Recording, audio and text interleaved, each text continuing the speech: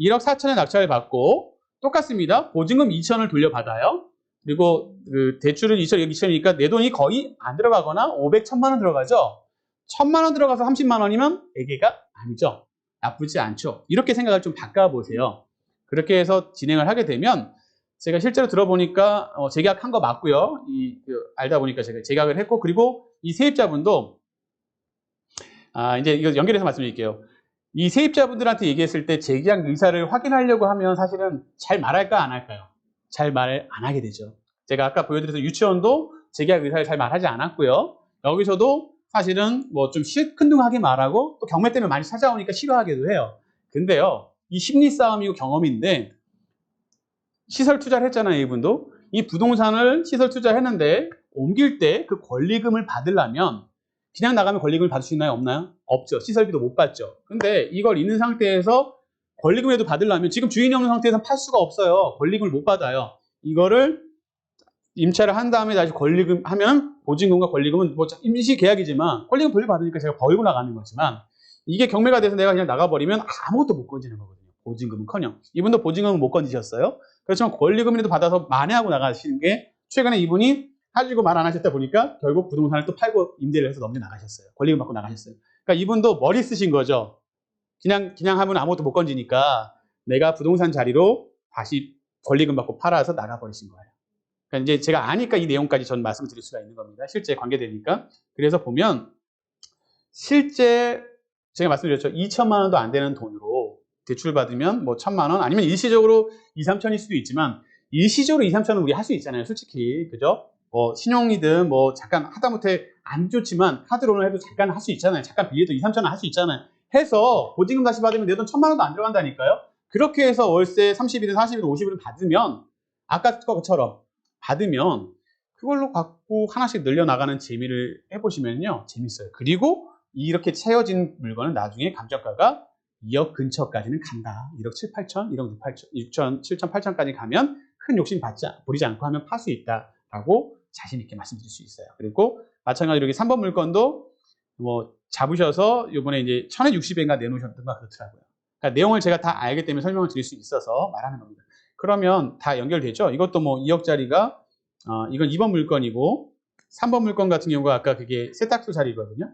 세탁소 자리는 얼마에 낙찰 받았냐면 2억 2천짜리를 1억 859만 원 더 싸게 잡아서 이건 대신 임차인이 있지 않았었던 거니까 그러니까 그만큼의 좀 차이는 있겠죠. 아까는 임차인이 있어서 1억 4,300에 잡은 거라고 친다면 이거는 임차인이 없으니까 좀 더 싸게 잡아야 리스크를 좀 해지하기 위해서는 좀 더 싸게 잡아야겠죠. 그래서 1억 한 800, 1000에 잡아서 1000에 60 정도에 내놨다라고. 기존에 2050에 있던 건데 그렇게 지금 알고 있습니다. 그러니까 아까 보신 것처럼 이 부동산 했던 분은 그 낙찰 받은 분은 그냥 단순하게 그 판단을 하고 잡으신 거예요. 재계약을 할 가능성이 높겠다. 근데 그걸 장담은 못하죠, 누구도. 근데 미루어 짐작하고 내가 그만큼 임장이나 조사를 했을 때 그걸 판단할 수 있는 것뿐이지 100% 그게 맞다 아니다라 말할 수 없다니까요. 그럼 하나만 더 제가 더 연결해서 한번 보겠습니다. 이번에는 좀 저희 봤던 거 중에서 제가 개인적으로 또 보여드리고 있어서 한번 보여드릴게요.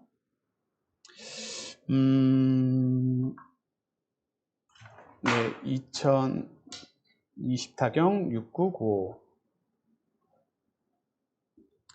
6995번 물건입니다. 같은 겁니다. 같은 맥락으로 제가 말씀을 드리는 거니까요. 한번 보세요.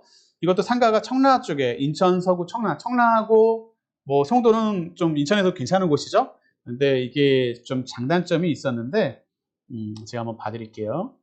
이 물건도 들어갈까 하면서 쳐다봤었던 물건, 현재 임장을 했던 물건이라서 제가 압니다.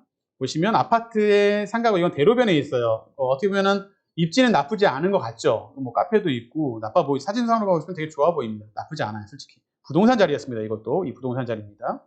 부동산 자리였고 괜찮아 보이고 나쁘지 않은데? 라고 해서 보러 갔죠. 근데 현장을 가보니까 사실은 그렇게 좋지가 않았어요.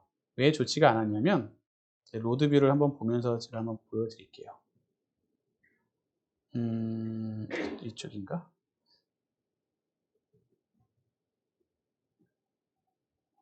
여기 아예 끝으로 나와버렸는데, 그러니까 이렇게 단절된 상권이에요. 아까 그 상가에서 그냥 이걸 다르게 보여주면 이쪽이 이게 지하 뭐 고속도로인가 그래가지고 단절돼 있어요. 그래서 사실 여기 이 물건 자체만으로 봤을 때는 나쁘지 않은 것처럼 보이지만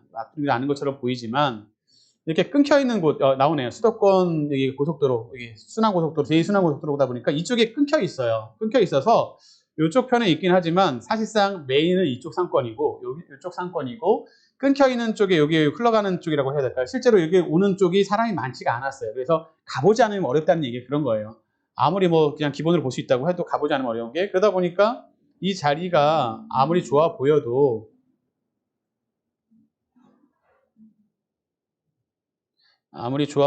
어려운데, 이렇게 봤을 때는 그냥 얼핏 봤을 때 멀쩡해 보이잖아요. 여기도 다 나온 거, 커피숍 다 나왔었고 여기 비어있는데 다 나와 있었는데 지금은 바뀌었네요.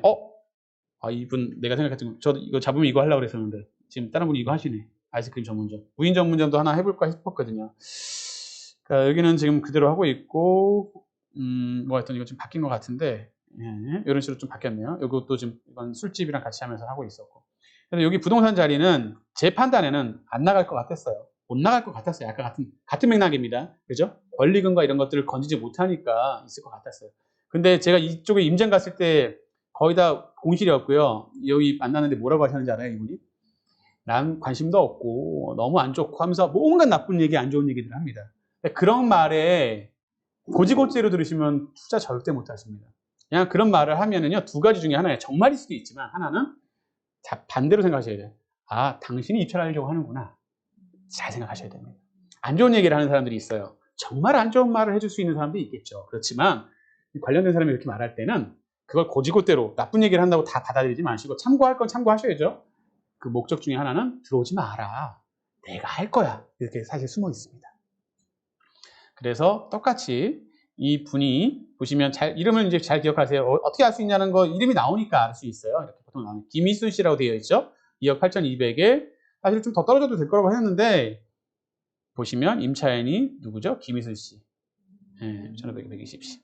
그렇게 뭐라고 싫다고 안 간다고 안 하겠다고 난 안 가고 지가 안 할 거라고 식으로 얘기했던 분이 자기가 낙찰을 받아버렸어요. 똑같죠. 아까 부동산 화성은 그 정도까지는 아니셨어요. 그 정도 아니고 그냥 약간 시큰둥한 정도로만 얘기하셨었고, 근데 그걸 또 풀어내는 것도 자기 이제 임장의 능력입니다.